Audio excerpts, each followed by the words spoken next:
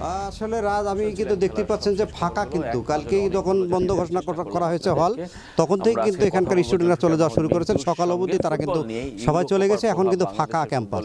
আপনি দেখতে পাচ্ছেন যে এখানে শিক্ষকেরাও কিন্তু এখন নেই, অনেক শিক্ষক তারা এখানে আসেননি, অনেক শিক্ষককে আমরা আবার দেখেছি। তবে এখানে স্টুডেন্টরা যারা বলেছেন যেহেতু বিশ্ববিদ্যালয় অনির্দিষ্টকালের জন্য বন্ধ ঘোষণা করে হল খালি করতে বলা হয়েছে, সেক্ষেত্রে তারা সবাই মেনে কিন্তু এখান থেকে তাদের নিজ গন্তব্যস্থানে চলে গেছে।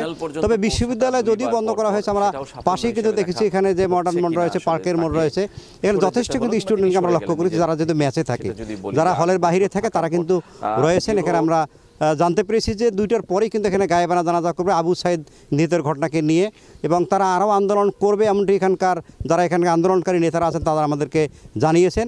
তবে সংঘাতপূর্ণ রংপুর হয়ে গেছে এই কোটা আন্দোলনকারীদের সঙ্গে দ্বন্দ্ব হওয়ার কারণেই।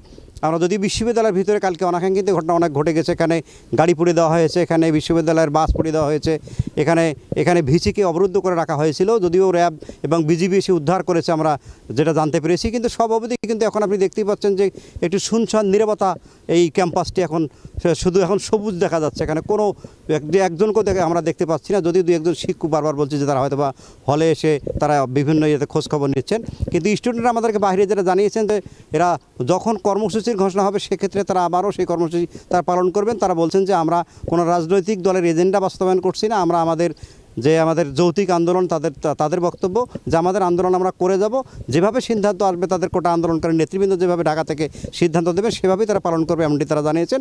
তবে রংপুরে যেহেতু মারা গেছে ইতিপূর্বে এই বিশ্ববিদ্যালয়ে মারা যাওয়ার কোনো ঘটনা ঘটেনি, এই প্রথম মারা গেছে, সেক্ষেত্রে একটু এখানকার পরিস্থিতিটা ভিন্ন। যদি সকালে জানাজা হয়ে গেছে আবু সাইদ, এখন তার এলাকায় পীরগঞ্জে তার মাটি দেওয়া হয়ে গেছে, এখানে গায়েবানা জানাজা শিক্ষকরাও করবে এবং এখানে ছাত্ররাও গায়েবানা জানাজা অংশগ্রহণ করবে এমনটি এখানকার প্রশাসনের পক্ষ থেকে এবং এখানকার ছাত্ররা আমাদেরকে জানিয়েছেন। তো আরও একটি বিষয় বলে রাখি, কিন্তু রংপুর শহরে আমরা খোঁজ নিয়ে দেখেছি যে এখানে ছাত্ররা এবং একটি পক্ষ এরা মুখোমুখি এখনও বিভিন্ন কথার আমরা লড়াই শুনেছি।